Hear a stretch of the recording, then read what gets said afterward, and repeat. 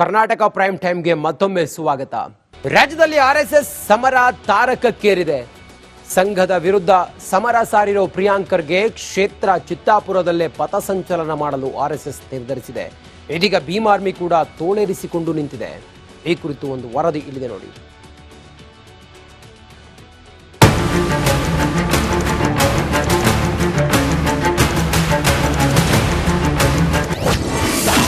ರಾಜ್ಯದಲ್ಲಿ ಜೋರಾಯಿತು RSS fight. ಕೊನೆ ಕ್ಷಣದಲ್ಲಿ ಭೀಮ್ ಆರ್ಮಿಯಿಂದ ಟ್ವಿಸ್ಟ್. ಚಿತ್ತಾಪುರ ಪಥಸಂಚಲನ ಸಂಘರ್ಷ ತಾರಕಕ್ಕೇರಿದೆ. ಪರೇಡ್ ಫೈಟ್ ಕ್ಷಣ ಕ್ಷಣಕ್ಕೂ ಹೊಸ ತಿರುವು ಪಡಿತಾ ಇದೆ. ಇದೀಗ ಭೀಮ್ ಆರ್ಮಿಯವರು ಹೊಸ ವರಸೆ ಶುರು ಮಾಡಿದ್ದಾರೆ. ಹೈಕೋರ್ಟ್ ಆದೇಶ ಮೊದಲೇ ಹೊಸ ಬೇಡಿಕೆ ಇಟ್ಟಿದ್ದಾರೆ.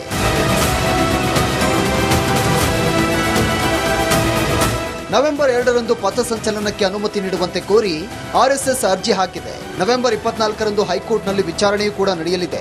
ಕೋರ್ಟ್ ಆದೇಶಕ್ಕೂ ಮೊದಲೇ ಭೀಮ್ ಆರ್ಮಿಯಿಂದ ಹೊಸ ಬೇಡಿಕೆ ಇಟ್ಟಿದೆ. ಆರ್ಎಸ್ಎಸ್ ಪಥಸಂಚಲನವನ್ನ ನಿಲ್ಲಿಸಬೇಕು, ಇಲ್ಲವಾದರೆ ನಾವು ಪಥಸಂಚಲನ ಮಾಡ್ತೇವೆ. ಲಾಠಿ ಖಡ್ಗ ಹಿಡಿಯುವ ಉದ್ದೇಶ ಧರ್ಮ ರಕ್ಷಣೆ ಅಂತ ಹೇಳ್ತಾರೆ, ಆದ್ರೆ ಇದು ಉಗ್ರವಾದಕ್ಕೆ ಪ್ರೇರಣೆಯನ್ನ ನೀಡುತ್ತದೆ. ಆದ್ದರಿಂದ ಆರ್ಎಸ್ಎಸ್ ಬ್ಯಾನ್ ಮಾಡಿ ಅಂತ ಭೀಮ್ ಆರ್ಮಿ ಪೋಸ್ಟ್ ಹಾಕಿದೆ. ದಲಿತ ಸಂಘಟನೆಗಳಿಗೆ ಪ್ರಿಯಾಂಕ ಪ್ರಾಯೋಜಕತ್ವ ಆಯ್ತಿದೆ ಅಂತ ತಿಳ್ಕೊಳ್ರಿ, ತಪ್ಪೇನು? RSS ಗೆ ಯಾರು ಪ್ರಾಯೋಜಕತ್ವ ಇದೆ? ಯಾರಾದ್ರೂ ಪ್ರೊಡ್ಯೂಸರ್ ಡೈರೆಕ್ಟರ್ ಯಾರು? ಈಗ ಈ ಅನ್ರಿಜಿಸ್ಟರ್ಡ್ ಆರ್ಗನೈಸೇಷನಿಗೆ ಎಲ್ಲಿಂದ ಬರ್ತಾ ಇದೆ ಸರ್ ದುಡ್ಡು? ಬಟ್ಟೆ ಹೊಲ್ಸ್ಕೊಳ್ಳಿಕ್ಕೆ, ಮಾರ್ಚ್ ಮಾಡ್ಲಿಕ್ಕೆ, ಆ ಡ್ರಮ್ ತಗೊಳಕ್ಕೆ, ಆ ಟ್ರಂಪೆಟ್ ತಗೊಳ್ಳಿಕ್ಕೆ, ಆ ಬಿಲ್ಡಿಂಗ್ ಕಟ್ಟಲಿಕ್ಕೆ. ಆರ್ಎಸ್ಎಸ್ಗೆ ಹಣ ಎಲ್ಲಿಂದ ಬರುತ್ತಿದೆ?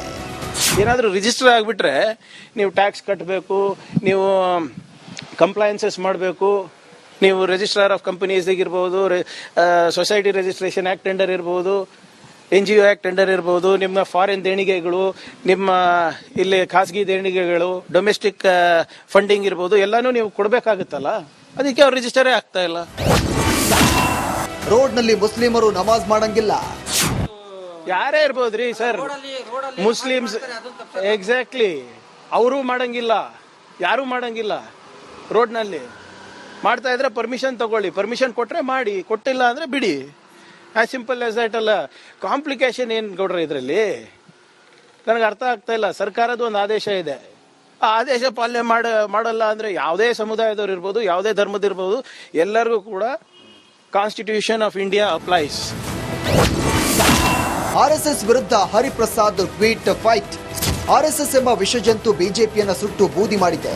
ಆರ್ಎಸ್ಎಸ್ ಅಡ್ವಾಣಿಯವರನ್ನ ಮೂಲೆಗೆ ತಳ್ಳಿತ್ತು. ಯಡಿಯೂರಪ್ಪನವರನ್ನ ನೆಮ್ಮದಿಯಾಗಿರಲು ಬಿಟ್ಟಿರಲಿಲ್ಲ. ಅದೇ ಕಾರಣಕ್ಕೆ ಸುರೇಶ್ ಗೌಡ ಆರ್ಎಸ್ಎಸ್ನವರು ಕಡು ಭ್ರಷ್ಟರು ಅಂತ ಹೇಳಿದ್ದಾರೆ ಅಂತ ವಿಡಿಯೋ ಪೋಸ್ಟ್ ಮಾಡಿದ್ದಾರೆ BK ಹರಿಪ್ರಸಾದ್. ಪೊಲಿಟಿಷಿಯನ್ಸ್ ಎಲ್ಲವನ್ನ ಮಾಡ್ತಿರ್ತಾರೆ, ಸುಮ್ಮನೆ ಬಿಡಲ್ಲ. ಈಗ ಯಡಿಯೂರಪ್ಪನ್ ಯಾಕೆ ಹೊಡೆದಿದ್ದು ಹೈಕಮಾಂಡ್ ಅವರು? ಒಬ್ಬ ಬಲಿಷ್ಠ ಹೈಕಮಾಂಡ್ ಗೌರವ ಕೊಡಲ್ಲ ಅಂದಾಗ ಒಂದು ಬಾಕ್ಸ್ ಹೊಡೆದೇ ಹೊಡಿತಾರೆ. That is A common phenomena. ಗೊತ್ತಿರಲಿ, ಯಾವನೇ ಒಬ್ಬ ಸಂಘಟನೆ ನಾನು ಅಂತ ಹೋದಾಗ ಅವ್ರಿಗೆ ಬಾಕ್ಸಿಂಗ್ ಹೊಡೆದು ಕೆಳಕ್ ಹಾಕ್ತಾರೆ. ಪಾರ್ಟಿ ಸಂಘಟನೆ ಏನಾದ್ರು ಹಾಕೊಳ್ಳಿ ಅಂತ, ನಾನು ಅಂತ ಯಾವನು ಮೇಲ್ ಬಿಡಲ್ಲ ಅಂತ ಅದ್ವಾನಿನೇ ಹೊಡೆದ್ಬಿಟ್ಟು RSS ಅವರು ಎಲ್ಲ ಮೂಲಕಂಪ RSS ಕಾಣಲಿಲ್ವಾ? ಅಯ್ಯೋ, ಅವ್ರ ಬಗ್ಗೆ ಮಾತಾಡೋದು ಬೇಡ. ಬಟ್ ಅವರಷ್ಟು ಕರಪ್ಟ್ ಇನ್ ಯಾರು ಇಲ್ಲ. ಇದು ಗೊತ್ತಿರಲಿ ನಿಮ್ಗೆ. RSS ಅಯ್ಯೋ, ಸುಮ್ಮನೆ ಹೇಳ್ತಾರೆ ದೇಶ ಪ್ರೇಮ ಅಷ್ಟೇ ಅಷ್ಟೇ. ಸರ್ಕಾರಿ ನೌಕರರ ಮೇಲೆ ಸರ್ಕಾರದ ಗದ ಪ್ರಹಾರ. ಸರ್ಕಾರ ಆರ್ಎಸ್ಎಸ್ ಮೇಲಿನ ಸಿಟ್ಟನ್ನ ನೌಕರರ ಮೇಲೆ ತೋರಿಸಲು ಮುಂದಾದಂತೆ ಕಾಣ್ತಾ ಇದೆ. ಆರ್ಎಸ್ಎಸ್ ಪಥಸಂಚಲನದಲ್ಲಿ ಭಾಗಿಯಾಗಿದ್ದ ಹಾಸ್ಟೆಲ್ ಅಡುಗೆ ಸಹಾಯಕ ಸಿಬ್ಬಂದಿ ಪ್ರಮೋದ್ರನ್ನ ಅಮಾನತು ಮಾಡಲಾಗಿದೆ. ಇನ್ನು ಆರ್ಎಸ್ಎಸ್ ಪಥಸಂಚಲನದಲ್ಲಿ ಭಾಗಿಯಾಗಿದ್ದ ಮುಖ್ಯ ಶಿಕ್ಷಕರಾದ ರಮೇಶ್ ರಾಜೋಳೆ, ಸೋಮನಾಥ ಬೇಲೂರೆ, ನೀಲಾಂಬಿಕಾ ಕಾಲೇಜು ಪ್ರಿನ್ಸಿಪಲ್ ಅಶೋಕ್ ರೆಡ್ಡಿಗೂ ಆತಂಕ ಎದುರಾಗಿದೆ.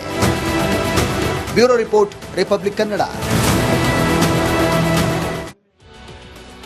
ಕರ್ನಾಟಕ ಪ್ರೈಮ್ ಟೈಮ್ಗೆ ಮತ್ತೊಮ್ಮೆ ಸ್ವಾಗತ. ರಾಜ್ಯದಲ್ಲಿ ಆರ್ಎಸ್ಎಸ್ ಸಮರ ತಾರಕಕ್ಕೇರಿದೆ. ಸಂಘದ ವಿರುದ್ಧ ಸಮರ ಸಾರಿರೋ ಪ್ರಿಯಾಂಕರ್ಗೆ ಕ್ಷೇತ್ರ ಚಿತ್ತಾಪುರದಲ್ಲೇ ಪಥಸಂಚಲನ ಮಾಡಲು ಆರ್ಎಸ್ಎಸ್ ನಿರ್ಧರಿಸಿದೆ. ಇದೀಗ ಭೀಮ್ ಆರ್ಮಿ ಕೂಡ ತೋಳೇರಿಸಿಕೊಂಡು ನಿಂತಿದೆ. ಈ ಕುರಿತು ಒಂದು ವರದಿ ಇಲ್ಲಿದೆ ನೋಡಿ.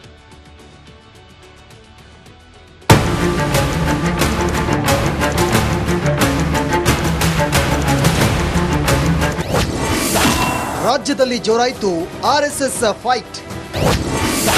ಕೊನೆ ಕ್ಷಣದಲ್ಲಿ ಭೀಮ್ ಆರ್ಮಿಯಿಂದ ಟ್ವಿಸ್ಟ್. ಚಿತ್ತಾಪುರ ಪಥಸಂಚಲನ ಸಂಘರ್ಷ ತಾರಕಕ್ಕೇರಿದೆ. ಪರೇಡ್ ಫೈಟ್ ಕ್ಷಣ ಕ್ಷಣಕ್ಕೂ ಹೊಸ ತಿರುವು ಪಡಿತಾ ಇದೆ. ಇದೀಗ ಭೀಮ್ ಆರ್ಮಿಯವರು ಹೊಸ ವರಸೆ ಶುರು ಮಾಡಿದ್ದಾರೆ. ಹೈಕೋರ್ಟ್ ಆದೇಶ ಮೊದಲೇ ಹೊಸ ಬೇಡಿಕೆ ಇಟ್ಟಿದ್ದಾರೆ.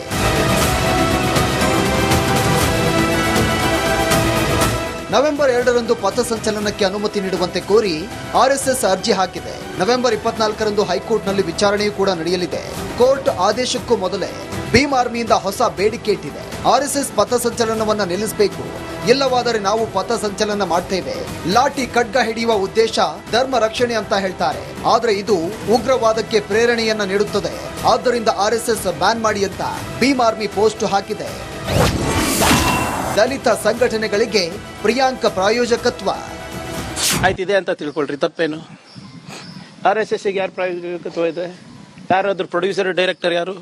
ಈಗ ಈ ಅನ್ರಿಜಿಸ್ಟರ್ಡ್ ಆರ್ಗನೈಸೇಷನಿಗೆ ಎಲ್ಲಿಂದ ಬರ್ತಾ ಇದೆ ಸರ್ ದುಡ್ಡು? ಬಟ್ಟೆ ಹೊಲ್ಸ್ಕೊಳ್ಳಿಕ್ಕೆ, ಮಾರ್ಚ್ ಮಾಡ್ಲಿಕ್ಕೆ, ಆ ಡ್ರಮ್ ತಗೊಳಕ್ಕೆ, ಆ ಟ್ರಂಪೆಟ್ ತಗೊಳ್ಳಿಕ್ಕೆ, ಆ ಬಿಲ್ಡಿಂಗ್ ಕಟ್ಟಲಿಕ್ಕೆ. ಆರ್ಎಸ್ಎಸ್ಗೆ ಹಣ ಎಲ್ಲಿಂದ ಬರುತ್ತಿದೆ? ಏನಾದರೂ ರಿಜಿಸ್ಟರ್ ಆಗಿಬಿಟ್ರೆ ನೀವು ಟ್ಯಾಕ್ಸ್ ಕಟ್ಟಬೇಕು, ನೀವು ಕಂಪ್ಲೈನ್ಸಸ್ ಮಾಡಬೇಕು, ನೀವು ರಿಜಿಸ್ಟ್ರಾರ್ ಆಫ್ ಕಂಪನೀಸ್ ಇರ್ಬೋದು, ಸೊಸೈಟಿ ರಿಜಿಸ್ಟ್ರೇಷನ್ ಆಕ್ಟ್ ಟೆಂಡರ್ ಇರ್ಬೋದು, NGO ಆಕ್ಟ್ ಟೆಂಡರ್ ಇರ್ಬೋದು, ನಿಮ್ಮ ಫಾರಿನ್ ದೇಣಿಗೆಗಳು, ನಿಮ್ಮ ಇಲ್ಲಿ ಖಾಸಗಿ ದೇಣಿಗೆಗಳು, ಡೊಮೆಸ್ಟಿಕ್ ಫಂಡಿಂಗ್ ಇರ್ಬೋದು, ಎಲ್ಲಾನು ನೀವು ಕೊಡಬೇಕಾಗುತ್ತಲ್ಲ. ಅದಕ್ಕೆ ಅವ್ರು ರಿಜಿಸ್ಟರೇ ಆಗ್ತಾ ಇಲ್ಲ. ರೋಡ್ನಲ್ಲಿ ಮುಸ್ಲಿಮರು ನಮಾಜ್ ಮಾಡಂಗಿಲ್ಲ.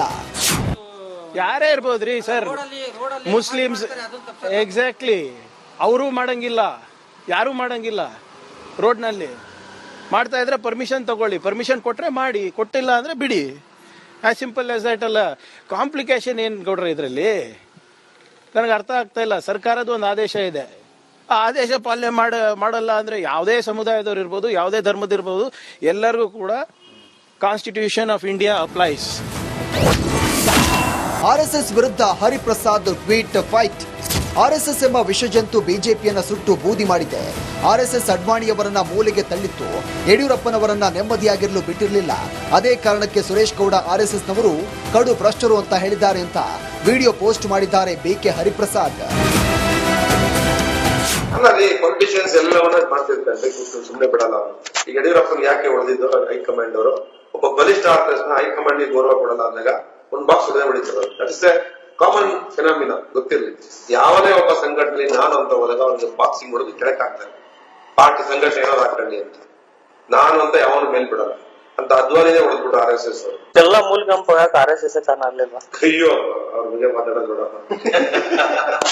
ಬಟ್ ಅವರಷ್ಟು ಕರಪ್ಟ್ ಇನ್ ಯಾರು ಇಲ್ಲ, ಇದು ಗೊತ್ತಿರಲಿ ನಿಮ್ಗೆ. RSS ಅಯ್ಯೋ, ಸುಮ್ಮನೆ ಹೇಳ್ತಾರೆ ದೇಶ ಪ್ರೇಮ ಅಷ್ಟೇ ಅಷ್ಟೇ. ಸರ್ಕಾರಿ ನೌಕರರ ಮೇಲೆ ಸರ್ಕಾರದ ಗದ ಪ್ರಹಾರ. ಸರ್ಕಾರ ಆರ್ಎಸ್ಎಸ್ ಮೇಲಿನ ಸಿಟ್ಟನ್ನ ನೌಕರರ ಮೇಲೆ ತೋರಿಸಲು ಮುಂದಾದಂತೆ ಕಾಣ್ತಾ ಇದೆ. ಆರ್ಎಸ್ಎಸ್ ಪಥಸಂಚಲನದಲ್ಲಿ ಭಾಗಿಯಾಗಿದ್ದ ಹಾಸ್ಟೆಲ್ ಅಡುಗೆ ಸಹಾಯಕ ಸಿಬ್ಬಂದಿ ಪ್ರಮೋದ್ರನ್ನ ಅಮಾನತು ಮಾಡಲಾಗಿದೆ. ಇನ್ನು ಆರ್ಎಸ್ಎಸ್ ಪಥಸಂಚಲನದಲ್ಲಿ ಭಾಗಿಯಾಗಿದ್ದ ಮುಖ್ಯ ಶಿಕ್ಷಕರಾದ ರಮೇಶ್ ರಾಜೋಳೆ, ಸೋಮನಾಥ ಬೇಲೂರೆ, ನೀಲಾಂಬಿಕಾ ಕಾಲೇಜು ಪ್ರಿನ್ಸಿಪಲ್ ಅಶೋಕ್ ರೆಡ್ಡಿಗೂ ಆತಂಕ ಎದುರಾಗಿದೆ. Bureau report, republic Kannada.